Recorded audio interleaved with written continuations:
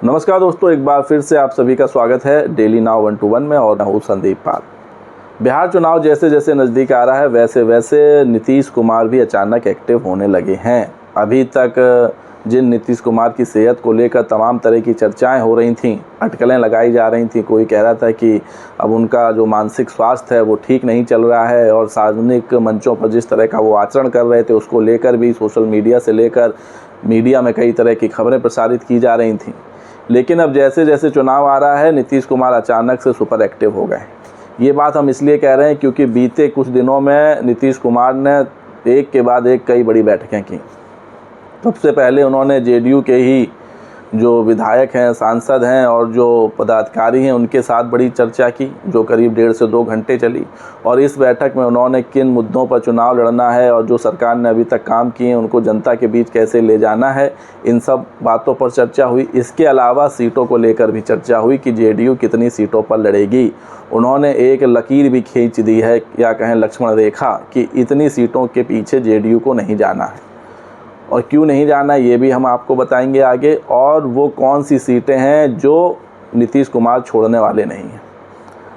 इसके बाद उन्होंने अगले ही दिन जो बीजेपी कोटे के मंत्री हैं उनसे बैठक की जिसमें दोनों डिप्टी सीएम भी मौजूद रहे, सम्राट चौधरी और विजय सिन्हा। इसके अलावा और भी बीजेपी कोटे के मंत्री शामिल रहे।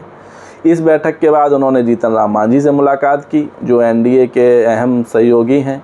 फिर उन्होंने उपेंद्र कुशवाहा से मुलाकात की, वो भी एनडीए के सहयोगी हैं। अब चिराग पासवान से मुलाकात क्यों नहीं की, ये एक सवाल बना हुआ है।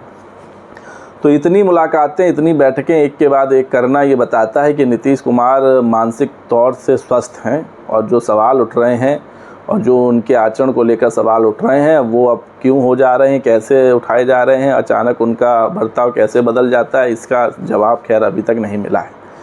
लेकिन जेडीयू ने ये बात तय कर दी है या कहें अब ये ठान लिया है कि वो बीजेपी के सामने झुकेगी नहीं और जेडीयू तनी रहेगी, फिर चाहे बीजेपी को कदम पीछे खींचने पड़े। अभी तक जो बीजेपी इस इंतज़ार में थी कि शायद आने वाले वक्त में नीतीश कुमार और डल पड़ेंगे, उनकी मानसिक सेहत को लेकर और सवाल उठेंगे, तो ऐसे में वो जेडीयू को पीछे धकेल सकते हैं सीटों के नेगोशिएशन को लेकर, सीट बंटवारे को लेकर।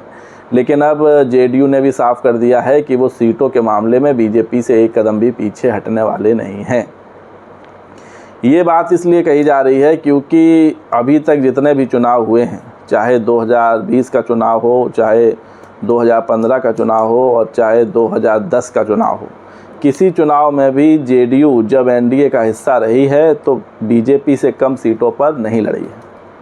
बात अगर करें बीते ही चुनाव की, 2020 के चुनाव की, तो एनडीए में रहते हुए जेडीयू लड़ी थी 115 सीटों पर और बीजेपी लड़ी थी 110 सीटों पर। 5 सीटें ज़्यादा जेडीयू ने लड़ी थी।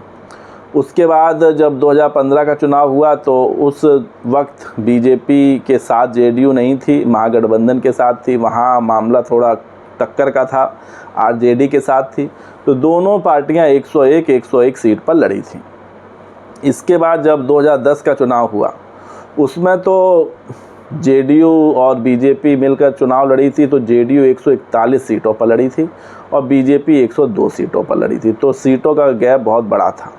और इस बार भी जेडीयू हो सकता है कि बीजेपी से ज़्यादा सीटों पर ही लड़े, एक भी कम सीट पर नहीं लड़ने वाली। और जो सूत्र बता रहे हैं, जो जानकारी निकल कर सामने आ रही है वो ये कि जेडीयू इस बार 115 सीटों पर चुनाव लड़ सकती है, इससे पीछे नहीं जाने वाली है। जितनी सीटों पर 2020 में चुनाव लड़ा था उतनी ही सीटों पर फिर जेडीयू चुनाव लड़ने वाली है।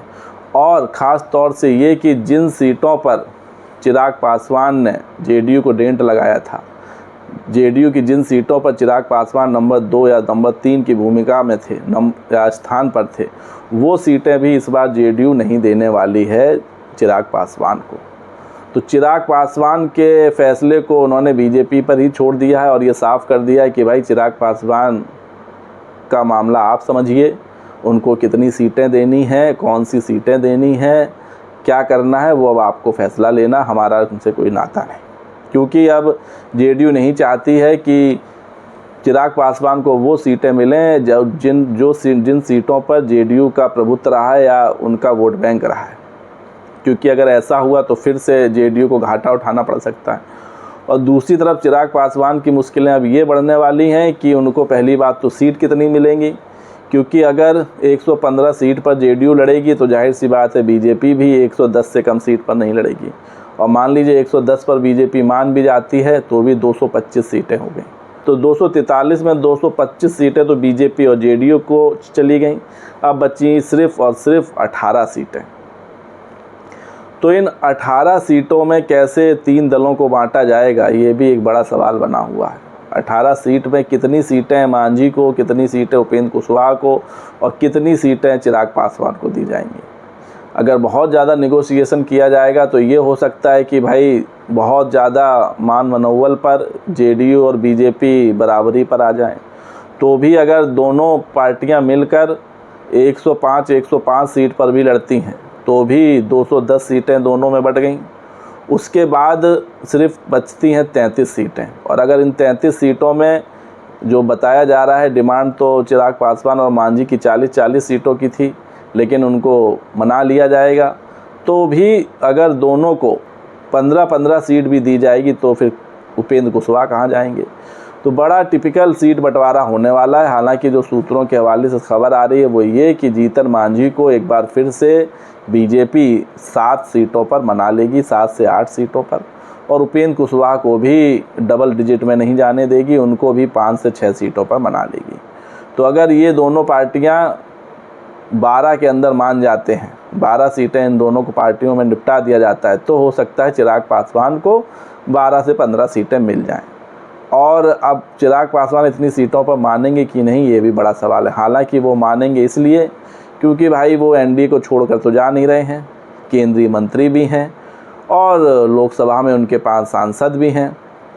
तो इस बार तो चिराग पासवान को बलिदान देना पड़ेगा सीटों के मामले में, और उनको एनडीए की बात माननी पड़ेगी। अब सवाल ये भी उठ रहा है कि उनको जो 15-20 सीट मिलेंगी वो कौन सी सीटें मिलेंगी। क्या उनके मजबूत आधार वाली सीटें मिलेंगी, क्या जहां एलजेपी मजबूत है वो सीटें मिलेंगी, कौन सी सीटें मिलेंगी, ये भी एक बड़ा सवाल बना हुआ है। क्योंकि इस बार जेडीयू चिराग पासवान से तो किसी तरह का नेगोशिएशन करने के मूड में नहीं है, क्योंकि जिस तरह का नुकसान चिराग पासवान ने 2020 में जेडीयू को कराया था वो बात भी अभी याद है। तो सवाल कई खड़े हो रहे हैं, लेकिन जेडीयू तन गई है और उसने ठान लिया है कि भाई बीजेपी से पीछे नहीं रहना है, भले ही आगे निकल जाएं 2-4 कदम। और चिराग पासवान का जो मैटर है वो बीजेपी ही समझे, जीतन राम मांझी का मैटर भी वही समझे और उपेंद्र कुशवाहा को ही वही डील करे। जेडीयू अपने सीटों के फैसले पर अडिग रहने वाली है, और अगर ऐसा होता है तो हो सकता है कि इस बार जेडीयू का परफॉर्मेंस काफ़ी हद तक सुधर जाए। क्योंकि जिस तरह की सियासी बयार बह रही है बिहार में, और अचानक से जिस तरह जाति जनगणना का फैसला लिया गया, फिर उसके बाद पाकिस्तान पर जिस तरह एयर स्ट्राइक हुई, और जिस तरह से देश में राष्ट्रभक्ति की लहर बह रही है और हर कोई राष्ट्रभक्त में डूबा हुआ है, उसका फ़ायदा भी बिहार चुनाव में मिल सकता है एनडीए को। तो वो भी एक एडवांटेज एनडीए के पक्ष में जाता दिख रहा है और जेडीयू के पक्ष में जाता दिख रहा है। इसके अलावा बिहार में जो जेडीयू का कोर वोट बैंक है वो तो उनका है ही, और नीतीश कुमार की छवि भी विकासवादी छवि रही है। भले ही बीच बीच में उन पर किसी तरह के मानसिक सेहत को लेकर भले ही सवाल खड़े हुए हों, लेकिन इसके अलावा उन पर और कोई सवाल खड़ा हुआ नहीं, और भ्रष्टाचार करप्शन से तो दूर दूर तक कोई नाता नहीं रहा। तो नीतीश कुमार के लिए चुनाव अच्छा साबित हो सकता है अगर वो सही सीटों का निगोशिएशन कर ले गए, क्योंकि सीटों का बंटवारा जब होगा तो जाहिर सी बात है नीतीश कुमार तो जाएंगे नहीं। नीतीश कुमार की पार्टी की तरफ से जो कार्यकारी अध्यक्ष संजय झा, केंद्रीय मंत्री हैं लल्लन सिंह, इनके अलावा और जो पार्टी के वरिष्ठ पदाधिकारी हैं वही सीट बंटवारे की चर्चा में शामिल होंगे। क्योंकि ये इतिहास रहा है कि इससे पहले भी कभी भी नीतीश कुमार सीट बंटवारे की बैठकों में शामिल नहीं हुए हैं, फिर चाहे 2020 का चुनाव हो, 2015 का हो, 2010 का हो। और ये एक ट्रू लीडरशिप भी दर्शाती है। वो अपने नुमाइंदों को भेज देते हैं मैसेज देकर कि भाई इतनी सीटों पर अडिग रहना है, इससे पीछे नहीं हटना है, और फिर वही तय हो जाता है जो नीतीश कुमार बोल देते हैं। तो कुल मिलाकर ये है कि भाई इस बार नीतीश कुमार तन गए हैं जो बीजेपी सोच रही थी कि शायद नीतीश कुमार चुनाव आते आते और ढीले पड़ जाएंगे, उनकी मानसिक सेहत पर सवाल और उठेंगे और इसका कुछ एडवांटेज बीजेपी ले सकती है सीट बंटवारे के वक्त और जेडीयू को थोड़ा पीछे धकेल सकती है। लेकिन अब ऐसा होता दिख नहीं रहा है, क्योंकि जिस तरह नीतीश कुमार अचानक से सुपर एक्टिव हो गए हैं और एक के बाद एक बड़ी बैठकें कर रहे हैं।